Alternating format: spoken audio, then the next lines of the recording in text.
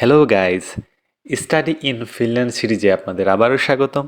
আপনাদের সাথে আছি আমি স্বরূপ কুমার সিংহ। 2023 সেশনে মাস্টার্স প্রোগ্রামে ফিনল্যান্ডে যারা আবেদন করতে যাচ্ছেন তাদের জন্য আজকের ভিডিওটি খুবই গুরুত্বপূর্ণ। আজকে আমরা আলোচনা করব কিভাবে মোটিভেশন লেটার কিংবা SOP লিখতে হয়। তো সেটার জন্য কয়েকটা টিপসও আমি দিয়ে দেব।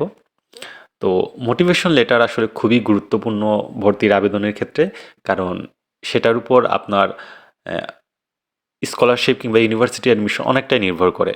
অনেক কেসে দেখা গেছে যে আইএলসের রেজাল্ট কম এবং বিএসসিতে সিজিপিএ কম, তারপরও একটি পাওয়ারফুল মোটিভেশনের কারণে ভার্সিটিতে অ্যাডমিশন হয়ে গেছে। তো আজকের ভিডিওটি ভালো করে লক্ষ্য করুন এবং সেটা অনুযায়ী আপনার মোটিভেশন লেটারটি তৈরি করুন। তার আগে আপনারা যারা নতুন এবং চ্যানেলটি এখনও সাবস্ক্রাইব করেননি, প্লিজ সাবস্ক্রাইব মাই চ্যানেল এবং লাইক এবং শেয়ার করুন। এবং আপনার যদি কোনো প্রশ্ন থাকে অবশ্যই কমেন্ট করে জানাতে ভুলবেন না।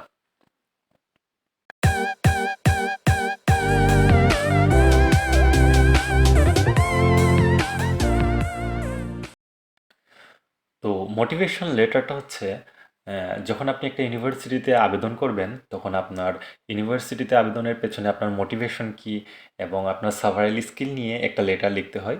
সেটাই হচ্ছে মোটিভেশন লেটার কিংবা SOP।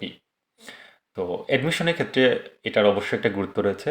তো আজকের ভিডিওতে আমরা এটা নিয়ে আলোচনা করছি এবং ভিডিওটি যাতে খুব বেশি বড় না হয় সেজন্য আমি এটাকে 3 ভাগে ভাগ করেছি।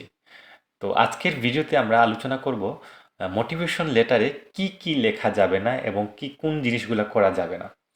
তো আসুন দেখে নিই যে কোন জিনিসটা না থাকলে আপনার মোটিভেশন লেটার ভালো হবে এবং যেগুলো থাকলে আপনার মোটিভেশন এটা রিজেক্ট হওয়ার সম্ভাবনা অনেক বেশি। তো আজকে 10টা মিস্টেক যেগুলো মোটিভেশন লেটার আপনি কখনোই করতে পারবেন না, সেটা হচ্ছে 1 নম্বর হচ্ছে sending one SOP to several universities. অর্থাৎ একটা মোটিভেশন লেটার বানিয়ে সেটা অনেকগুলো ইউনিভার্সিটিতে পাঠিয়ে দেওয়া যাবে না। তো অনেক স্টুডেন্টই এই ভুলটা করে থাকে। তারা র্যান্ডম একটা মোটিভেশন লেটার বানায় এবং সেগুলো অনেকগুলো ইউনিভার্সিটিতে অনেকগুলো সাবজেক্টের জন্য পাঠিয়ে দেয়। তো এটা আসলে খুবই একটা ভুল পদ্ধতি এবং আপনার এরকম যদি কেউ করে থাকে তাহলে আপনার অ্যাপ্লিকেশন রিজেক্ট হওয়ার সম্ভাবনা অনেক বেশি হয়ে থাকে। তো আপনারা চেষ্টা করবেন প্রত্যেকটা ইউনিভার্সিটির প্রত্যেকটা সাবজেক্টের জন্য আলাদা মোটিভেশন লেটার তৈরি করতে। তো এটা আসলে খুব একটা কঠিন না, কারণ আপনার মেইন যে স্ট্রাকচার থাকে সেটা মোটামুটি সমানই হবে। শুধুমাত্র আপনি ওই ইউনিভার্সিটির কিছু স্পেসিফিক টার্ম অ্যাড করে আহ, নতুন মোটিভেশন লেটার তৈরি করতে পারবেন। এমন না যে আপনাকে মোটিভেশন লেটার পুরোটাই চেঞ্জ করে দিতে হবে।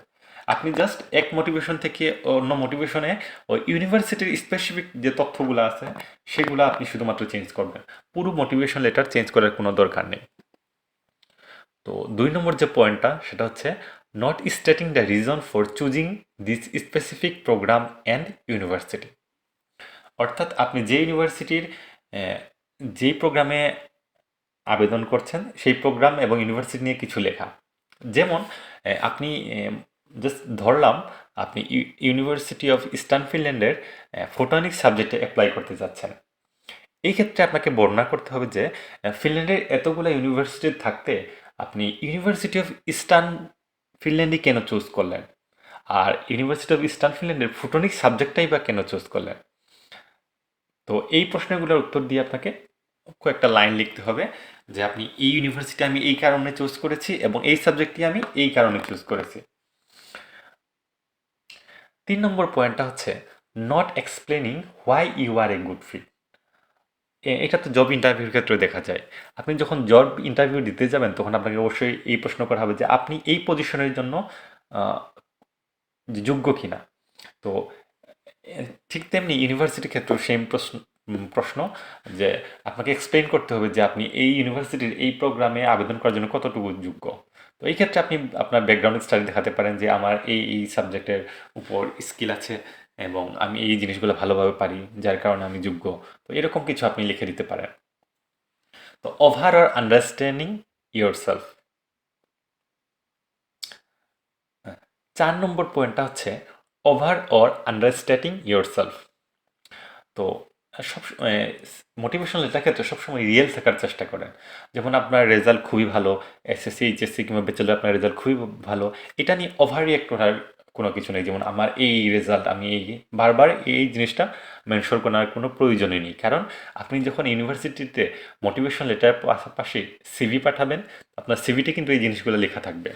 তো ওরা আসলে চায় না যে আপনি এই জিনিসগুলো নিয়ে বেশি গর্ব করেন। তো আপনাকে রিয়েল থাকার চেষ্টা করতে হবে।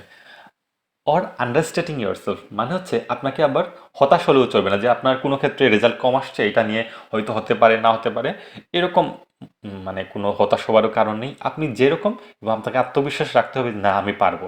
সেই অনুযায়ী আপনি আপনার আপনার কথাগুলো এমনভাবে ব্যক্ত করতে হবে যাতে আপনার কনফিডেন্স থাকে, কিন্তু সেটা যাতে ওভার কনফিডেন্স না হয়। তো 5 নম্বর যে পয়েন্ট সেটা হচ্ছে নট স্টেটিং ইয়োর মোটিভেশন। তো মানে হচ্ছে যে আপনি এই যে প্রোগ্রামে আবেদন করছেন, সেটার পেছনে আপনার মোটিভেশন কি?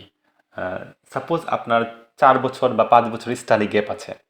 তো এই ক্ষেত্রে একটা প্রশ্ন নর্মালি সাধারণত একজন মানুষের কাছে প্রশ্ন আসার কথা, যে 4 বছর জব করার পর আপনি কেন আবার মাস্টার্সে পড়াশোনা করতে চাচ্ছেন?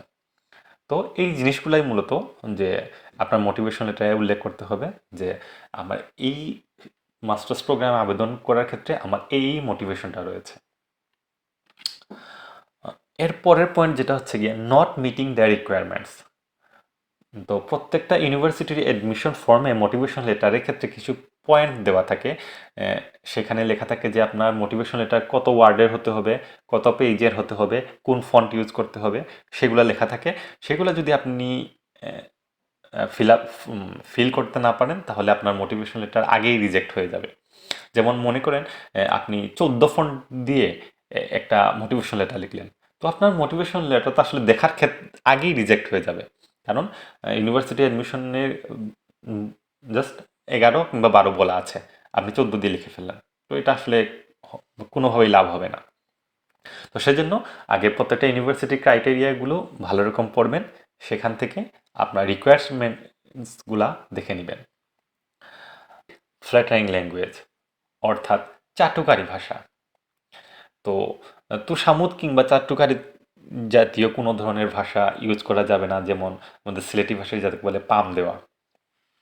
তো আপনারা এরকম কোনো ভাষায় ইউজ করা থেকে বঞ্চিত থাকবেন যে আপনি আপনার এই আহ, আমি খুব গর্বিত হব, আপনাদের ইউনিভার্সিটিতে ভর্তি হলে আমি খুব গর্বিত হব, এই ধরনের কোনো ভাষা ইউজ করা যাবে না। Writing the letter in the wrong language. তো এই জিনিসটা আসলে সব জায়গায় থাকে না। তো জাস্ট কিছু কিছু, যেমন ফিনল্যান্ডের ক্ষেত্রে আপনাদের 3টা ভাষা উল্লেখ করা আছে, একটা হচ্ছে ইংলিশ, একটা হচ্ছে ফিনিশ, আর একটা হচ্ছে সুইডিশ।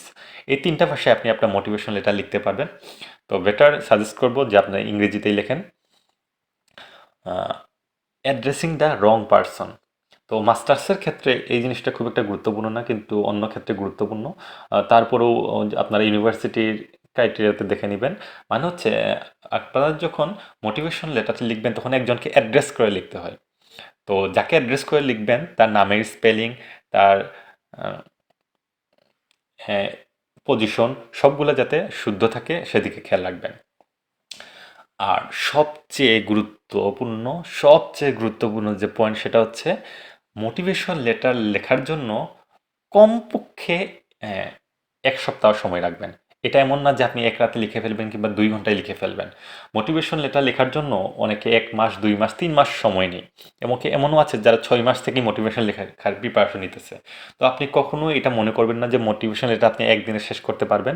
সেজন্য কমপক্ষে সবচেয়ে নিম্নতম যে সময়টা সেটা হচ্ছে আপনি 1 সপ্তাহ সময় আহ, রাখবেন মোটিভেশন লেটার লেখার জন্য। তো আশা করি আপনি ভালো একটা মোটিভেশন লেটার তৈরি করতে পারবেন। তো আমি পরবর্তী ভিডিওতে দেখাচ্ছি যে কিভাবে মোটিভেশন লেটার লিখবেন এবং কোন কোন পয়েন্টগুলো ইনক্লুড করবেন। ধন্যবাদ সবাইকে।